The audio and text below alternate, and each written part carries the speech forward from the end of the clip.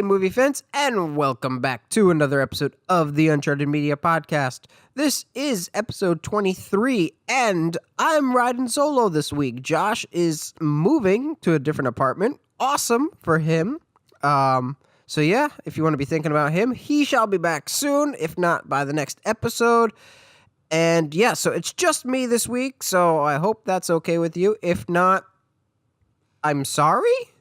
Also, I'm kind of congested. It's allergy season, so yeah, you're stuck with my congested voice.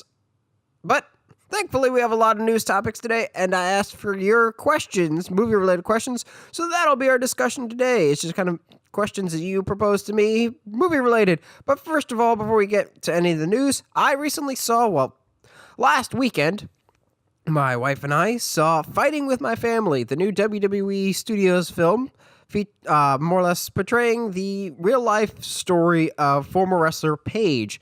So I wanted to give my quick thoughts on that. I really, really enjoyed this movie. It is very much a standard paint-by-the-numbers sports story, but it's fascinating because it's more or less true. They, of course, take some liberties, as any based on a true story does. However, I really liked it, and that's due in no small part to the cast. The cast was really charming, really likable. Her whole family, Florence Pugh, I believe is the name of the actress, does a fantastic job as Paige. I just saw Paige the whole time. Her voice was spot on. The mannerisms were spot on. I had a great time with this movie. The only minor inconveniences I had with it, or minor nitpicks, were stuff that only like diehard wrestling fans would notice. Like, the real Paige made her debut in 2014, and a lot of the graphics and videos don't really line up timeline-wise. It's a lot of logos and stuff for the current WWE product and not that timeline. But those are really small nitpicks of a diehard wrestling fan that watches on a weekly basis that's going to notice that stuff. But by and large, it was really funny, had a lot of heart, some great moments. I really enjoyed Fighting With My Family. It may not be destroying at the box office, but I would highly recommend it, even if you're not a wrestling fan. But if you are, you might get a little bit more of the in-jokes, but it's still a great time to be had. Also, don't expect The Rock to be a huge factor in it, even though he's all over the posters and the commercials and everything. He's a small role, but a good role nonetheless. So, getting right into our actual news for the day. The first one kind of makes me a little bit sad, but I can't say it's anything surprising, really. And that is that Samsung supposedly will be stopping making Blu-rays. They're not making new versions of Blu-ray players. So is this the beginning of the end of physical media like Blu-rays or DVDs? Unfortunately, I kind of see it as that, but to say that's surprising would be kind of ignorant. It's been no secret, at least to me, who is an avid collector of Blu-rays and DVDs whenever I can get them or can afford them. I'm not dumb. Most people are switching to streaming. I like them because I'm a collector. I like collecting paraphernalia or movies, Blu-rays, pop figures. I like collecting things, but I'm not dumb. This just screams to me that we're moving more towards a streaming only, and physical copies will die. Whether that's like in-store places, definitely going out, like GameStop. Well, then again, GameStop kind of buried themselves. And I wish I had sympathy for them, but I don't. We're kind of losing that physical media, and that makes me sad. I'm going to wonder what to do with my movie collection. I will still hold on to my Blu-ray player. I'll still hold on to my DVD player. As long as I still have a TV that can play my disc that I have, I'll keep them for a long time. And if VHSs, like those classic Disney VHSs, are anything to go by, these could be worth something in a couple of years. Who knows? It just makes me sad that we're moving away from it. I may just be that grumpy old man that, I like how it is. It doesn't need to change. But I do. I like my Blu-rays. It's different. It's like reading a comic book on paper as opposed to reading it on your tablet. It's different. You like seeing the visuals of having a big movie collection as opposed to, look how many movies I have on my tablet. Isn't it awesome? It's not the same. I'm going to miss DVDs. Am I blowing this a little bit out of proportion? Maybe, but I think this is the beginning of the end for physical media, because if Samsung, the number one distributor of Blu-ray players, is saying, hey, we're not making Blu-ray players anymore, then I think other industries, insiders like Sony, Panasonic, everybody like that, they're going to follow suit. And that makes me sad, but I'm going to hold on to my collection for as long as I possibly can, even if nobody else is these days. In other news, the past day or two ago, I believe, we got a new trailer for X-Men Dark Phoenix, or just Dark Phoenix. I guess there's no X-Men at the beginning of this. As a whole, I'll say that this trailer doesn't look that bad. However, I do still firmly believe with my whole heart this movie's going to be hot garbage. I think this movie and this trailer kind of confirms it to me. It just looks like a remake of X-Men The Last Stand, which is not a good thing because that's arguably one of the worst X-Men movies besides maybe X-Men Origins Wolverine. Which, fun fact about X-Men The Last Stand, that was actually the first PG-13 movie I saw in theaters with my dad. And I didn't mind it at the time. Now I go back and watch it, and it's awful. But Dark Phoenix really doesn't look that good. And from the trailer, which they give away a major spoiler that Josh and I have been shouting to the clouds for months that it's going to happen.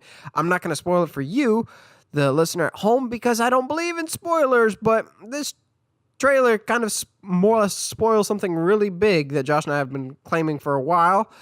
But the trailer makes me more nervous because Sophie Turner is going to be playing Jean Grey, the Dark Phoenix character, as she did previously. Her acting does not seem very good in this trailer. She seems very wooden, very awkward. I was nervous for this movie before. This trailer, it's not a bad trailer, but I'm still super nervous for this movie. I don't think it's going to be very good at all. Fox, let's just get this over with. Let's just move the X-Men to Disney to join the MCU. It may take some time, but let's just move away from this. You guys, you gave it your best shot. You batted maybe about 50-50. So cut your losses and let's just move on. So we also had the Oscars the past weekend, and to everyone's surprise, it was a lot better than anybody expected. That being said, I didn't watch because I had no interest in it. But there were some pleasant surprises. Thank goodness Into the Spider-Verse won. We had Spider-Man Into the Spider-Verse win for Best Animated Feature. Thank goodness the Academy finally got one right, and they didn't just do a Lego movie. I still haven't forgiven them for that, even though it was 5 years ago. Black Panther surprised me in that it won 3 Academy Awards. I forget which ones, but now the MCU has its first Academy Awards, which kind of surprised me that they haven't won it for anything before. I'm not a huge fan of Bohemian Rhapsody stealing Best Sound Editing away from my A Quiet Place, which A Quiet Place really should have deserved it more than Bohemian Rhapsody, and I feel like Bohemian Rhapsody only won it because it was a music-related movie, but the sound editing for that film in particular wasn't anything special, just like how it won for Best Editing. The editing also in Bohemian Rhapsody wasn't anything special, but whatever. Props to Rami Malek for winning Best Actor, though, when he played Freddie Mercury. Good for him. We will get to we'll get to Rami Malek later in the news because something very interesting has come up that I'm actually very much on board with, but we'll talk about that in a little bit. The Oscars seem to actually go up in the ratings. Supposedly it's gone up for the first time in a couple of years, so maybe they should not have a host more often, or if nothing else, just have Lady Gaga and Bradley Cooper promise to sing every year for the Oscars. Maybe then people will watch. I didn't watch it, but apparently it was pretty good. People were happy with the winners. They were surprised with the winners. People were surprised Green Book won. I'm really not, but yeah. It doesn't make me want to see Green Book or Roma or any of the other ones that were nominated. It's a weird year for Oscars, but I'm happy we're moved past it, and we have a new batch of movies coming up within the next year that I'm sure we'll whine and complain about come award season next year.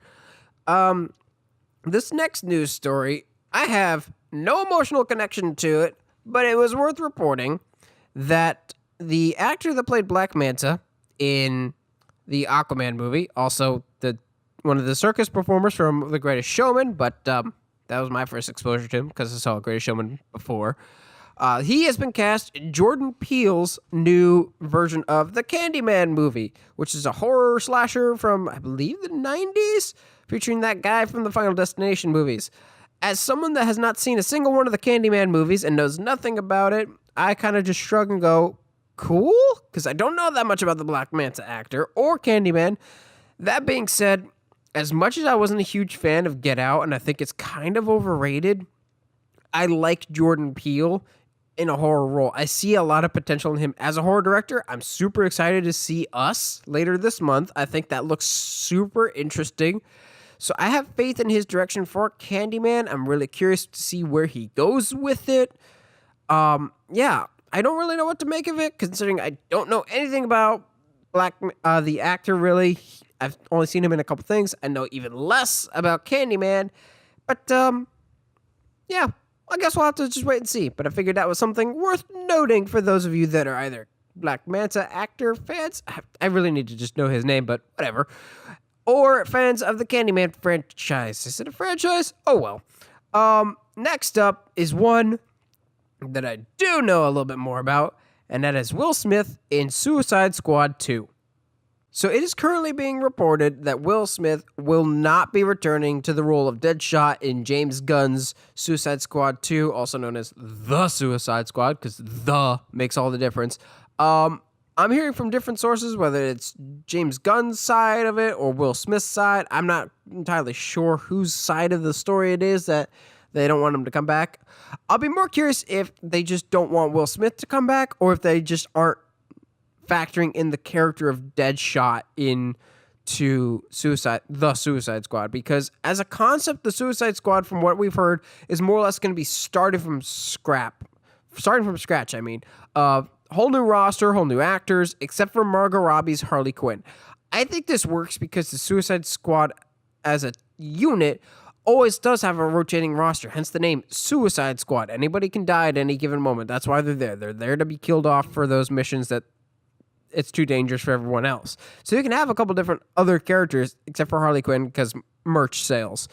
As much as I like Will Smith, I don't feel like he was irreplaceable in Suicide Squad. I really liked him in Suicide Squad, but I don't think people went to the movies just to see him. I think people were interested in the concept of Suicide Squad. They liked Harley Quinn, and they liked Deadshot, but they don't really need to see him come back. Also, Will Smith has this weird track record of bad decision-making for movies, so I hope this isn't one of those that comes back to bite him in the butt. Case in point, he turned down the role of Neo in The Matrix so he could be in the movie Wild Wild West. That worked out real well for him. He turned down Django Unchained, which later went to Jamie Foxx. That worked out real well for him. Yeah, so I don't know. In the past couple of years, Will Smith has taken some weird acting choices, whether that's 7 pounds. What's that? There was one where his daughter just died, and so his coworkers pretend to be the embodiment of love, time, and whatever else. It was super weird. He's made a lot of weird choices, and don't get me started on Genie. Will Smith's made a lot of weird choices lately. And I really hope this doesn't come back to bite him in the butt and he just wants a clean break from everything. Or maybe it's Disney saying, hey, we're not on the best terms with James Gunn. We have you in as Genie. I don't think that's the case, but I don't really know. It could just be Will Smith's ego. Could be James Gunn has no purpose for the Deadshot character in the movie and just doesn't want Will Smith to come back. I don't know. But it is kind of a big void for the movie. That being said, I'm not entirely going to miss it. I am still excited to see The Suicide Squad, and I still have it on record saying I think Dave Bautista will join his buddy James Gunn in The Suicide Squad. So far, it's just Margot Robbie's Harley Quinn coming back. I will say I would much rather see Jai Courtney's Captain Boomerang come back than Will Smith's Deadshot. I liked Captain Boomerang more than Deadshot, but we'll see. It's all up in the air right now. What is also up in the air is Pikachu, after he had a lot of fun in his new Detective Pikachu trailer. I enjoyed the crap out of this new trailer. This was great. This trailer was so much fun. I've already been on board with this movie for quite a while, but this trailer made me even more on board because it just looks so cool. They seem to really have nailed the designs for the Pokemon, which, quick side note, I didn't really grow up with the Pokemon. I wasn't a huge Pokemon fan as a kid. I was more of a Yu-Gi-Oh person, and like a diehard Yu-Gi-Oh person at that. But as someone that is kind of familiar with like overall designs of like, I can recognize who Mewtwo is, who Squirtle is, Pikachu, Charizard, the big name players. It's so cool to see them represented this way of like, they look so cool. Some people are like, they look creepy. I don't think they look creepy at all, except for the mime, but I think he's supposed to look creepy. Even as someone that didn't grow up with Pokemon, I lost it when I saw Mewtwo in the trailer. He looks so great. The trailer kind of fleshes out more of the storyline this time around of the kid and Pikachu teaming up to find the kid's dad, I believe. I think it's his dad. But it just seems like a lot of fun, and they seem to have really nailed the designs of Pokemon. Because I don't think he'll actually go back and listen to this, I'll go on record saying, Josh, you may have been at least partially right. I don't think Pokemon Detective Pikachu is going to be the number 2 box office movie this year, but I may have underestimated its box office, whereas you did not. So I think you may be right about this. Partially. Again, I highly doubt he's actually going to go back and listen to this, so I feel pretty confident saying that. So I'm really excited. The more I see Detective Pikachu, the more fun it seems, the more fun I'm going to have with it. It just seems like a really cool time. Even as someone that's not a Pokemon fan, I think it's going to bring in the big bucks for those of us that are Pokemon fans. Something else that seems very interesting that I've seen lately is more and more of the new Elton John biopic. Kind of biopic. They're saying it's a hybrid called Rocket Man, which is the biopic of Elton John. I'm picturing like biopic meets Across the Universe, that Beatles-esque movie. I'm kind of more convinced because I saw a very interesting video of the actor that will be playing Elton John, Taron Egerton, singing with the real Elton John, and he seemed to really have a good voice. I don't think I'd really realized before this that Edgerton could sing. I think Joel Edgerton, Taron Egerton, I didn't really realize he could sing. I've been on board with this movie for a while because, holy crap, Egerton, I get these mixed up all the time. Egerton looks so much like Elton John. It is crazy. I think he looks more like Elton John than Rami Malek did as Freddie Mercury, but I'm sure that's subjective. I'm not super familiar with Elton John. I think my earliest exposure to him, without even realizing it, was him doing the music for Lion King for his version of Can You Feel the Love Tonight? But I like Elton John's music, and I'm very curious to see what they do with this movie. I hope, though, that early on in the marketing campaign for this, it played up more of the fanciful and more of the across the universe type elements of the movie. But with the popular Bohemian Rhapsody, the trailers seem more and more Bohemian Rhapsody styled of, look at this quirky and unique individual being so different and unique in the world of music and entertainment, and look at his rise to uniqueness, and look how much he's just like Freddie Mercury in Bohemian Rhapsody. I'm just like, you don't have to copy the Bohemian Rhapsody formula because it's popular. You can make your own movie. Don't just copy what somebody else is doing. That being said, I'm still super excited for Rocket Man. Even as someone that's not like a huge Elton John fan, I'm a big Taron Egerton fan. And I like Elton John enough that I'm curious enough to see this movie, if that makes sense. Now, this next story is kind of interesting, but I'm very much on board in hindsight of what this could lead to. So, Captain Marvel is coming out next week. Up until this point, I haven't been super excited for it. I just think the trailers have been pretty bad for it. But that could just be because they're withholding some big things that happen in the movie. I'm hearing really positive things coming out of Captain Marvel, but so far the trailers haven't won me over. However, there seems to be this campaign to like sabotage the movie because it stars a female actress, or it's a female-led movie with people leaving bad reviews on Rotten Tomatoes before the movie even comes out to try and tank the overall approval rating, so people will be disinterested enough to see it and won't see it opening weekend, whatever, because people are petty and dumb And I want this movie to do well, even if the trailers haven't looked that great to me. However, Rotten Tomatoes has taken this into their own hands and said fans can no longer leave reviews for a movie before it comes out. So the only people that can leave reviews for a movie or do the like want to see, don't want to see rating are actual critics, which why wasn't this a thing before? Because now you only have people that are actually recognized as film critics and not just obnoxious internet trolls being able to judge a movie before it comes out. So now you have people that actually have seen the movie able to put input in and not just trying to break the system or ruin things. And come on, people, we're above this. What the best thing that I've seen so far about this, besides Rotten Tomatoes putting just taking this into their own hands, which good for you, Rotten Tomatoes, is because it all comes back to DC somehow. Zachary Levi, the other better Captain Marvel, Shazam, which I know they're going to call him Shazam, but he's both. He's Shazam and Captain Marvel. It's a weird, complicated legal thing. He's come out in support big time of Captain Marvel, which I think is awesome because there's no one that stands to gain more than Zachary Levi. He could easily just sit back and go, well, if these people want to sabotage Captain Marvel, it's not my movie. I could just sit back and watch this happen. And then when my movie comes out next month, whatever, more people on my Captain Marvel. But no, he's come out and he's like, guys, this ain't right. What are you doing? That's not fair to her. You haven't even seen the movie. Just because she's a girl and just because she has said some things that you may not necessarily agree with in the way that she phrased them, don't do that. That's not right. Because he realizes that if they do it to her movie, they can do it to his movie, and he just understands what was happening was not right. Good for Zachary Levi. Makes me want to see Shazam even more. I have more respect for Zachary Levi as a person.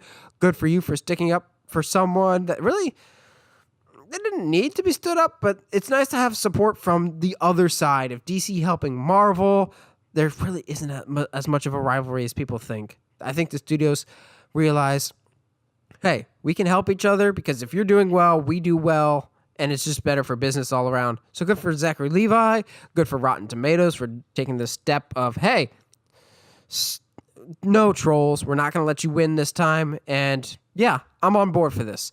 Now, I mentioned earlier about Rami Malek, who recently played Freddie Mercury in Bohemian Rhapsody. He was in the headlines recently, as his name has come up to be the villain in the new Bond film, Bond 25, which doesn't have an official title yet. Daniel Craig's last run as James Bond before someone, probably Henry Cavill, takes over as the new Bond. I'm so on board if they want to bring in Rami Malek. I really liked him as an actor. And he could be super creepy. For those of you who play video games, one of my favorites to play every Halloween is one called Until Dawn, which is essentially a choose-your-own-adventure game, except it's like a teen slasher / mystery of like you play as different characters that have to survive until dawn. And each chapter you play a little bit as each character, and it's motion capture, so you have Rami Malek, Hayden Panettiere, that guy from Agents of S.H.I.E.L.D., and Rami Malek can be creepy and unsettling, and I really would like to see what he does as a villain. If nothing else, just copy and paste his over-the-top charisma from Bohemian Rhapsody and make that a villain. Like, if Freddie Mercury was an evil literally mustache twirling villain from James Bond with a big old mansion of flair, I would be so down for that. That would be so much fun. But I think Rami Malek, who's most known for Mr. Robot. Yeah, Mr. Robot.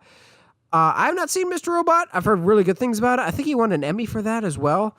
I'd be very curious if he takes more of that approach and more stoic, more over the top. Rami Malek's just a great actor, and I really would like to see what he brings to the table. Hopefully we can usher out Daniel Craig in a meaningful way, and we can go out on a high note with him as Bond and not Spectre, which I wasn't a huge fan of. It was pretty disappointing. Well, another piece of news that's come out recently that I am so very much on board with is Haunting of Hill House. It has been taking Netflix by storm, and I've recently gotten into it. I know it's been out for a while, but I've recently gotten into it. I'm like halfway through season 1. I'm kicking myself that I didn't watch this sooner. I love it. I love Haunting of Hill House. But why am I talking about it now? It is because it has been renewed for a second season. It'll be The Haunting of, I think, Blinn house. It's going to be a different house. It's going to be a different family. However, director Mike Flanagan will be coming back to direct this new season. Oh, if I had known it was Mike Flanagan doing A Haunting of Hill House, I would have watched the show much earlier than I do now. I love this show so much, primarily because I love Mike Flanagan. This is the same guy that did Oculus and Hush, two, I think, of the most underrated horror movies out there. I love both of them so much. And if you like Oculus, you'll like Haunting of Hill House, and vice versa. If you like Haunting of Hill House, check out his previous movie, Oculus, which I believe is still on Netflix.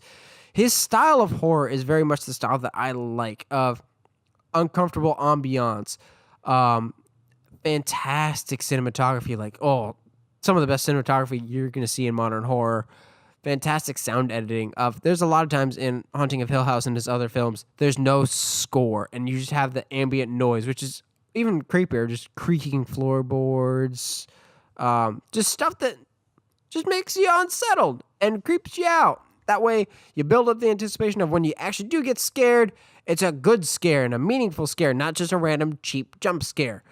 I'm super excited to see Haunting of Hill House Season 2. I'm really curious to see where they go with the story. I'm really excited. I always want more and more horror. I love horror. I love Haunting of Hill House. I need more. I need more Flanagan in my life. And please, can we at some point get Mike Flanagan to direct a Halloween movie? That is all I need in life. Just Hush, except instead of the killer, it's Michael Myers. Please do this. And for our last bit of news today, we have somewhat other horror news. John Krasinski took the world by storm last year when he directed A Quiet Place, which I still think was the best movie of 2018. I loved A Quiet Place so much. He has announced that he will be returning to A Quiet Place 2 to direct the film, which makes me super happy. He posted a picture on Twitter. I couldn't tell from the picture. It was like him behind a camera. I couldn't tell if he was like on the set of A Quiet Place 2 or if it was just a behind the scenes picture from the first A Quiet Place. Not only is he coming back, he's coming back to direct it, and his wife, Emily Blunt, will be returning. Without dipping into spoilers for A Quiet Place, the first one, I don't think John Krasinski will be coming back to act in the movie. Just a hunch, though. I'll be really hopeful to see the rest of the cast return with the two kids. I love them in the first one, especially the girl. I loved Emily Blunt. I'm glad to see she's returning. I'm just really excited to see where they take this story. I loved A Quiet Place so much, and I love Krasinski's direction. He really seemed to understand horror and really seemed to know what worked and what made you sit on the edge of your seat, and it made me super excited. I loved it so much, and I'm really excited to see where he takes it from here. So for our main discussion today, I let you guys kind of ask various movie-related questions that you would like to hear my thoughts or opinions on. They kind of were all over the place, but the more I thought about them, I really liked the questions you guys submitted. So let's break right into it. So one of you guys asked, what actors do their own stunts? I don't really know that much about stunt work. All I know is whatever stuntmen are paid is not nearly enough, and we should have a stuntman category in the Oscars because stuntmen are very underappreciated. The ones that I know off the top of my head are the two go-to names of do their own stunts because they're the best at what they do and they're crazy for doing it. And that's Tom Cruise. But my personal favorite in terms of this man is nuts and should probably have died several times over by now, Jackie Chan. I love Jackie Chan for his stunt work primarily because there's a great video I saw once of Jackie Chan. His stunt work is so intricate and so great to watch on camera because he's such a perfectionist. He has said numerous times, what I do on camera, anyone could do. It's a matter of having the time and the patience to do it. There's shots of him in various movies of doing it over and over and over and over again until he got it just right, of doing different things because he had that, I want it done this certain way. I'll do it how I want to do it, and it'll look better if it's done practically. I really always appreciated that about Jackie Chan of I want it done this way. It looks better on camera and it looks better for a movie if I physically do it myself and not use trick photography like a lot of other action movies with a lot of editing.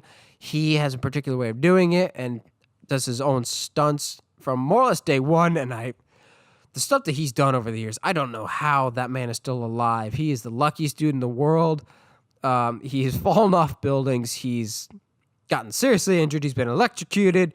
All kinds of different stuff. But I always respected him for that. His work ethic is fantastic. His personality is amazing.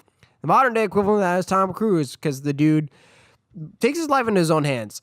The appeal of any of the Mission Impossible movies lately has always been, what nuts thing is Tom Cruise going to do next? Whether it's the Halo jump from Mission Impossible Fallout, or hanging on the side of a flying plane in Mission Impossible Rogue Nation, or scaling the side of a building in Ghost Protocol. All of it's just nuts, but the man appreciates the value of stunt work and showing, okay, that's definitely Tom Cruise. It's different in a scene knowing that that's physically the actor there, and not instead of some far-off shot that you're kind of emotionally disconnected from the scene because you're like, well, that's clearly a stuntman. I'm not as invested. Whereas if you see Tom Cruise scaling the side of the Burj Khalifa in Ghost Protocol, you get nice close-ups of him on the side of a building, and you're like, oh, wow, that's actually Tom Cruise. Hopefully he's going to be okay. It's really just, as much as the dude is nuts, it's kind of cool, and I have major respect for him that he's willing to put his body on the line. Case in point, the most recent Mission Impossible, there's a scene in the movie that he breaks his ankle, but they leave it in the shot because he's just like, nope, I'm pressing on. I'm going to make this happen. You can actually see it. He's jumping from one rooftop to another, and he shatters his ankle, and he keeps running, and he actually limps in the scene because he broke it. But yeah, Tom Cruise, as crazy as that dude has been, I will always respect his stunt work. It is out of this world, which Tom Cruise, do not take that as a challenge to do something in space for the next Mission Impossible. Don't do it. One of you guys asked the top 3 DC movies I want to see that are not Man of Steel 2 or Nightwing, because those are the ones that I ask for more than any other, like an old man shouting at the clouds. I will also add this other stipulation of it cannot be anything that is currently in development or is coming out, like the Shazam movie or the Flash movie, because those are already happening. I can't ask for something that's already happening. I have 2 that are relatively normal and one that's very much out of left field. I would love to see a Jon Stewart-led Green Lantern movie, like a Green Lantern Corps movie. Supposedly it's in development, but I don't believe it. Jon Stewart was the Green Lantern watching the Justice League animated series, which was fantastic. And I didn't really discover Hal Jordan, the Ryan Reynolds Green Lantern, which, side note, he was not a bad Green Lantern. The movie's not that good, but Ryan Reynolds was not a bad Hal Jordan. It was not an awful movie, I don't think. There's far worse. But Jon Stewart's Green Lantern was the one I grew up with Justice League, with his relationship with Hawkgirl. I really enjoyed his Green Lantern. I would like to see him interacting with the rest of the Green Lantern Corps. So, like, for those of you unfamiliar with the Green Lantern Corps, the Green Lanterns are essentially space cops. So each sector, quote-unquote, galaxy is a sector, and there are various Green Lanterns in charge of different sectors. So Earth has a couple different Green Lanterns that protect their sector. The one I'm most familiar with is Jon Stewart. So I would like to see him. It'd be nice to have some more diversity in our superhero films. So I would like to see Jon Stewart be a leading man in a Green Lantern movie. Another DC movie I would like to see, not necessarily direct adaptation, but some form or version of Batman Under the Red Hood. Primarily because I said I wouldn't include a Nightwing movie, but not a movie that includes Nightwing. Loopholes are great, aren't they? So essentially, Under the Red Hood is one of my all-time favorite Batman story arcs. So what happens in it is there's this new threat called Red Hood, who's going through Gotham and killing all the mobsters. He's basically doing Batman's job, except doing it more brutally and leaving no survivors in his wake. Batman has to figure out who Red Hood is. It's someone very close to him from his past. Stop Red Hood, stop Joker, and has teams up with Nightwing at various points in the story. It's a very good emotional story. It's got a very, I just really enjoyed the story of Red Hood. It's a very personal story to Batman. It's a great arc. They teased it in Batman vs. Superman, and then Zack Snyder had to go and destroy my dreams by saying it was Dick Grayson that was the dead Robin, not Jason Todd. But that's a rant for another day that I promise I won't get into here.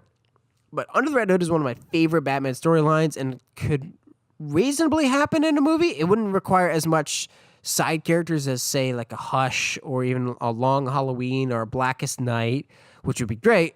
But there's a lot of other building that would be required for those stories. Under the Red Hood could be very self-contained, wouldn't need a huge cast of supporting characters. You just need Batman, Nightwing, Red Hood, Joker, your standard main people. Also, it would be nice to have a Batman story that Joker isn't the main villain and kind of be a supporting character for once.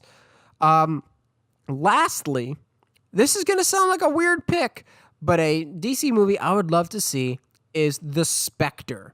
So the Spectre is a very obscure character, but he's essentially this specter that is super powerful that more or less is a representative of the underworld. He's like if Ghost Rider was a literal ghost. This guy is one of the most powerful characters in the DC universe, and I would like it primarily because I want at least one horror DC movie, since I highly doubt we're getting Justice League Dark anytime soon because Guillermo del Toro keeps getting himself attached to projects and then leaving those projects. The Spectre, I think, could be a really cool horror-inspired film. It seems a little out there, and I highly doubt it'll ever happen, but I think that's the basis of this question of movies that I would like to see, but I don't think will actually happen. I'd like to see a Teen Titans movie, a Young Justice movie. Don't think those will happen, but I think those would be great too. Anything that can get me some form of a Nightwing, please. But Spectre could be great horror. And yes, please, I want horror in my superhero movies. Just one time, except for New Mutants. That looks really weird. Another one of you guys asked, at what point do you stop caring about the story of a movie and accept it for the wild ride that the movie is? I think it depends on the movie and if the movie's willing to meet me halfway.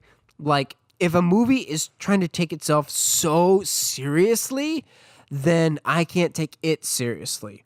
But if it's a movie, say, like Pacific Rim, that it knows exactly what it is, it's a giant robots versus giant monsters fighting movie, then, okay, I'm more inclined to roll with it. Or a movie like Drive Angry, which on paper should be really, really dumb, and makes no logical sense. It's Nicolas Cage as a dude that drives cars and fights a devil that's trying to find a baby. It's like the devil's tax man or something that's trying to find a baby to do a ritual sacrifice to bring the devil back to Earth, and Nicolas Cage with really bad hair. And it's super weird and confusing. By all logic, I should hate it. But I love this movie because it's a lot of fun. Also, because I have really good memories associated with Josh, because we did 5 good things about it. Yeah, I think if a movie is willing to meet me halfway and is at least fun, like, I don't know why, but I like the movie Clash of the Titans. By all logical sense, I should hate this movie because it is dumb. It's a really bad movie, but I have a lot of fun with it, and I don't know why. I think if a movie can have fun with itself and doesn't expect me to put in a lot of effort, then maybe I'm more inclined to just let it go and have fun with it, I think, really. Another one of you guys asked my thoughts on stop-motion movies. It's a genre that I have not necessarily gotten super deep into.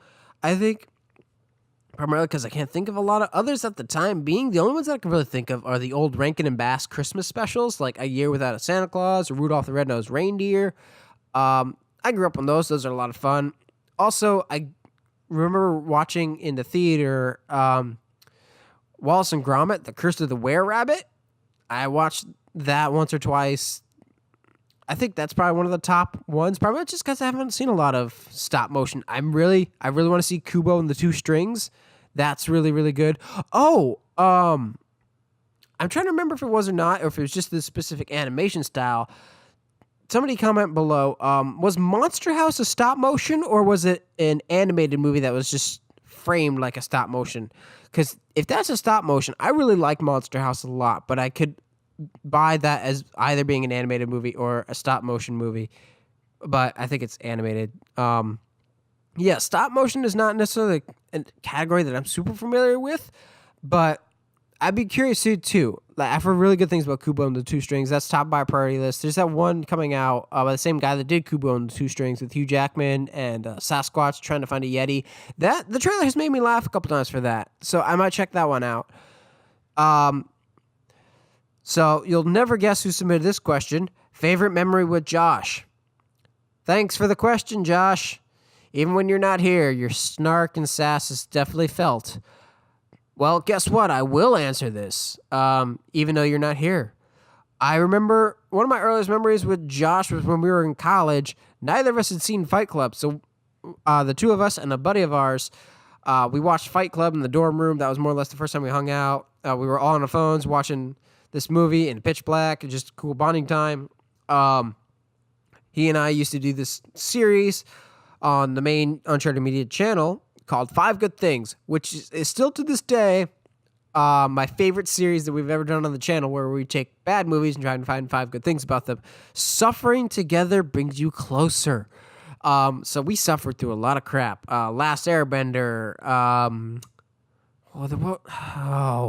Drive Angry, which ended up being great. The Wicker Man, Left Behind. We had a whole Nicolas Cage month once. It was great. Ghost Rider, Spirit of Vengeance, like the worst of the worst, like really bad movies. But we had so much fun poking fun at those and just trying to appreciate filmmaking aspects. Like Josh and I, we try to be positive people, but sometimes it's not going to happen. But watching those bad movies, always a lot of fun. Glad we got to do them, and hopefully we can get to do a couple more in the future at some point. Marvel movies we need, but we'll never get. I genuinely think we're never going to see Blade in the MCU, but I think it'd be great if we could. I love the character of Blade, the concept of Blade. I don't think it's going to happen in the MCU. People keep crying out for Moon Knight. I think Moon Knight would be really, really cool. Actually, the more I think about this, there's one scenario that I've always thought would be fantastic, but I know for a fact we will never get. Kingpin from the Netflix Daredevil series versus Tom Holland's Spider-Man. Oh, I want that so bad. I want Kingpin versus Spider-Man. Oh, man. Or just some form of crossover, like Daredevil meets Spider-Man. That would be great. But that will never happen. I would love that, but no. Or Punisher in the MCU. I don't think that's going to happen. Namor the Submariner. Even though he came before Aquaman, Aquaman's popularity definitely overshadows Namor nowadays. I think Namor could be really interesting, but there's been rumors for a while that Namor will show up in the MCU, but I'll believe it when I see it, especially now that Aquaman's come out. People might accuse Marvel of stealing from DC, even though Marvel admittedly did it first. Yeah, I think Namor, Kingpin meeting Spider-Man and having his face off there, Moon Knight. I don't necessarily need a Silver Surfer movie, but I think it'd be cool to see more of the cosmic characters. So yeah, and our last question of the day was submitted by my lovely wife. What Netflix series would I like to see become a thing? So a while back, the topic of the Uncharted movie, which I swear will never happen, came up with Tom Holland, like, supposedly as being a young Nathan Drake, and this movie will never happen. But I was venting to Heather one day my frustration of why won't this be a thing, and she's just like, well, why don't they just turn it into a Netflix series? And I think that was the best idea that I'd never even thought of. That I was just still like, that's a really good idea. And now, ever since she suggested it, I want nothing more than an Uncharted Netflix series where each season, Nathan Drake, Elena, Sully, and the rest of the gang, each season is a specific treasure that they're trying to find, whether that's the city of El Dorado, Atlantis, Excalibur, different very famous treasures throughout time. I think that'd be great. Like, I like the Librarian movies. It'd basically be like that. Not the Librarian TV show, the actual movies. That could be a lot of fun. One that's kind of out of left field that I thought about on my drive home from work when I was thinking about this question, I thought was getting turned into a Netflix series, but I have seen no development on it, is the Magic Treehouse series of books that I used to read all the time as a kid. Those would take me like 15, 20 minutes to read, but I read them all the time, of these two kids, Jack and Annie, that had this magic treehouse that would take them to various points in time and history, and they'd learn about stuff like Revolutionary War, the Amazon rainforest, Revolutionary War, Pompeii, all over the place. And it was great. I like these adventures a lot. I think that'd be a great show for kids. They make it live action. They go all different places in time, have these cool adventures, doing tasks for Morgana Le Fay, which that kind of ruined me as a kid when I realized that Morgan Le Fay was actually evil in most mythologies and she's only good in the Magic Treehouse books, but whatever. Apparently, her and Merlin were friends in these books, but in most every other iteration, they're sworn enemies. That kind of ruined me when I discovered that. I would still love to see Magic Treehouse. I think that'd be great. Basically, have the Stranger Things kids vibe, just with a more adventure style. Like Magic School Bus meets Uncharted meets Stranger Things is kind of how I would pitch it. Now, this last one, admittedly, is going to be divisive among some people, but the number one thing besides Uncharted, I want an Uncharted Netflix series. Let's get that straight. But closely behind Netflix, behind Uncharted, I would love to see a Friday the 13th Netflix series. Why? One, because I don't know the legal status of the movies, and it's going to be a while before we get to the movies. But one of the main criticisms I've had forever of almost all the Friday the 13th movies is the characterizations of people are incredibly weak. People are there essentially to die at the hands of Jason. Okay, cool. Now, what happens if we gave them actual character development of, actually have a season with certain characters before Jason offs them? Maybe it takes place over a week span at Camp Crystal Lake or something. Actually give time to dedicate to the characters, dedicate to Jason, make it worth watching. Not just a movie, but have it be an interesting season. Now, you could say, I don't know if that necessarily works. It worked for Scream. The Scream show was incredibly popular, and that's based off a movie. It doesn't necessarily have to be verbatim of, this is the established lore. And legally, I don't know what the Friday the 13th universe could do right now because of the lawsuit, but I don't think it's necessarily the worst idea to have a Friday the 13th Netflix series. Netflix is killing it right now with horror, with Haunting of Hill House, Stranger Things, Oculus, Hush. I enjoy horror, and I would love to see more of the world of Friday the 13th. Maybe I just missed that, and because it's been like a decade since the last Friday the 13th movie. But I think a Netflix Friday the 13th series could be a sleeper hit if ever that happened. Well, what do you guys think? Anything stand out to you today? Do you really want Josh back? Let him know. But yeah, I'm gonna go rest now, rest my vocal cords. Josh, get back soon. We missed you. And as always, if you like what you hear and you want to hear more, subscribe to whatever audio platform you're listening to us on. And as always, stay sharp, movie guys and gals.